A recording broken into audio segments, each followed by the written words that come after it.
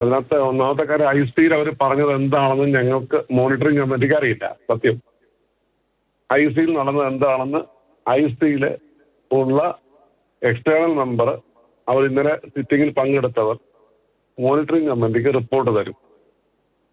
Report തരുന്നത് വരെ എന്താണ് യഥാർത്ഥം നടന്നതിനെ കുറിച്ച് അത് രഹസ്യ സ്വഭാവമുള്ളതാണ് കൃത്യമായിട്ടും പറയാം. അതുകൊണ്ട് ഞങ്ങൾ മോണിറ്ററിംഗ് കമ്മിറ്റി മെമ്പർമാർക്ക് ഇതിൽ ഒരു ഊഹോപോഹം അനുസരിച്ച് സംസാരിക്കാൻ പറ്റത്തില്ല. ഞങ്ങൾ പറയുമ്പോൾ അതിന് വ്യക്തത വേണമല്ലോ. രണ്ട്, ഇവർക്ക് രണ്ടുപേർക്കും വേണമെങ്കിൽ ഐസി പരസ്പരം സംസാരിച്ച് കോംപ്രമൈസ് ചെയ്യാൻ പ്രൊവിഷനുണ്ട്. കാരണം വിൻസിക്ക് നിയമപരമായി പോലീസിലോ മറ്റു നിയമ നടപടിയിലേക്ക് കടക്കാൻ താല്പര്യമില്ല എന്ന് പറയുന്ന സാഹചര്യത്തിലാണ്. അങ്ങനെ സാഹചര്യത്തിൽ പറഞ്ഞാൽ അങ്ങനെ ചെയ്യാൻ സാധിക്കും. കാരണം ബെഞ്ചിയാണ് തീരുമാനിക്കേണ്ടത് നിയമപരമായ നടപടിയിലൂടെ കടന്നു പോകണോ അതോ ഐസിയിൽ ഈ വ്യക്തിക്കെതിരെ നടപടി വേണോ അതോ കോംപ്രമൈസ് ചെയ്യണോ. ഈ 3 ഓപ്ഷൻ ബെഞ്ചിയുടെ മുമ്പിലുണ്ട്. കാരണം ഇത് പോഷ് ആക്ട് ഉൾപ്പെടെ ഇതിൽ ബാധകമാകുന്ന കാര്യമാണ് ഞാൻ പറഞ്ഞത്.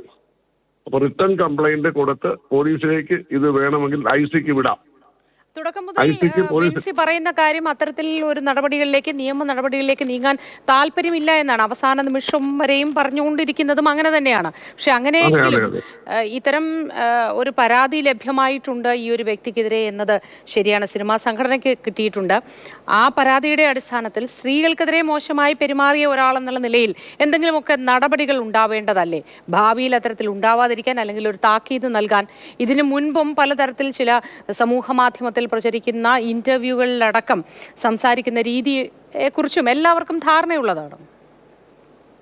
അല്ല, വ്യക്തിപരമായി എന്റെ അഭിപ്രായം നടപടി വേണമെന്ന് തന്നെയാണ്. വ്യക്തിപരമായിട്ടാണ് കേട്ടോ. കാരണം ഒരു കമ്മിറ്റിയിൽ ഇരിക്കുമ്പോൾ കമ്മിറ്റിയുടെ ഭൂരിപക്ഷ അഭിപ്രായത്തെ മാനിക്കാൻ ഞാൻ ബാധ്യസ്ഥനാണ്. നിങ്ങൾക്ക് അതിന്റെ ഞാൻ പറയുന്നതിന്റെ സാങ്കേതിക വശം മനസ്സിലാവുമെന്ന് കരുതുന്നു. അപ്പൊ കമ്മിറ്റിയിൽ ഈ വ്യക്തിക്ക് നടപടി വേണമെന്ന് ഇന്നലെ ഞാൻ ആവശ്യപ്പെട്ടതാണ്. സത്യസന്ധമായി പറഞ്ഞത് എന്താ കുഴപ്പം? കാരണം പൊതുസമൂഹം സിനിമ സമൂഹത്തെ നോക്കിക്കാണുകയും സിനിമ എന്ന മാധ്യമത്തോട് അനിഷ്ടം തോന്നുകയും സിനിമ എന്ന മാധ്യമത്തെ പൊതുസമൂഹത്തിന് ഇഷ്ടം തോന്നണം. അവർ വെറുക്കാൻ പാടില്ല.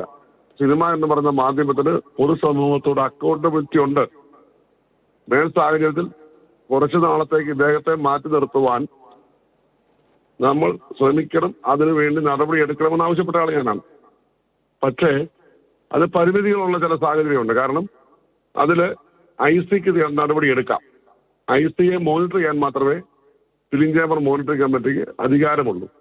ആ ഫിലിം ചേംബർ മോണിറ്ററിംഗ് കമ്മിറ്റി എന്ന് പറയുന്നത് ഏതെങ്കിലും ഒരു സംഘടനയുടെ മാത്രം സ്വന്തമല്ല, മറിച്ച് അത് 27 പേരടങ്ങുന്ന ഒരു കമ്മിറ്റിയാണ്. അമ്മയിൽ നിന്ന് 3 പേരുണ്ട്. ഫെഫ്കയുടെ പ്രതിനിധികൾ ആരും ഇന്നലെ വന്നില്ല. ബാക്കി എല്ലാ സംഘടനയുടെ പ്രതിനിധികളും ഇന്നലെ അവിടെ എത്തിയിരുന്നു. പ്രൊഡ്യൂസേഴ്സിന്റെ പ്രതിനിധികൾ, ചേംബറിന്റെ പ്രതിനിധികൾ, 3 അംഗങ്ങൾ വെച്ചാണ് എന്ന് മനസ്സിലാക്കണം. അപ്പൊ എല്ലാ സംഘടനയുടെ റെപ്രസെന്റേഷൻ അവിടെ ആ മോണിറ്ററിംഗ് കമ്മിറ്റിയിലുണ്ട്. പക്ഷെ നിയമപരമായ ഐസിക്കാണ് നടപടി എടുക്കാനുള്ള ബാധ്യതയുള്ളത്. ഐസിക്കാണ് അതിന്റെ ഉത്തരവാദിത്വം. അപ്പൊ എന്തായാലും ഐസി കൂടിയില്ല. ഐസി ആ കാര്യത്തിൽ പുറകോട്ട് പോകുന്ന ഒരു സാഹചര്യത്തിൽ മാത്രമേ മോണിറ്ററിംഗ് കമ്മിറ്റിക്ക് ഡയറക്റ്റ് ഇടപെടാൻ സാധിക്കൂ. എന്നാൽ ഐസി അതിൽ ഇടപെടുകയും അവരെ 2 കൂട്ടരെ വിളിച്ചു വരുത്തുകയും അവരോട് മൊഴി രേഖപ്പെടുത്തുകയും പിന്നീട് അവർ ഒരുമിച്ചിരുന്നു മാധ്യമങ്ങളോട് ഞാൻ മനസ്സിലാക്കും. കാരണം ഞങ്ങളിലേക്ക് അന്വേഷിക്കാൻ പോകാത്തതിന് കാരണം ഞങ്ങൾ മോണിറ്ററിംഗ് കമ്മിറ്റി ആരെങ്കിലും ഇതിനകത്ത് ഇന്റർഫിയർ ചെയ്താൽ പിന്നീട് അത് മറ്റു തരത്തിലുള്ള വ്യാഖ്യാനങ്ങൾക്ക് ഇടയാക്കും. അതുകൊണ്ട് പ്രത്യേകിച്ച് ഞാൻ അതിനകത്ത് എന്ന് നടന്നതിനെ കുറിച്ച് അന്വേഷിക്കാൻ പോയിട്ടേ ഇല്ല. കാരണം എന്തായാലും മോണിറ്ററിംഗ് കമ്മിറ്റി റിപ്പോർട്ട് കിട്ടുമ്പോൾ നമുക്കറിയാൻ പറ്റും.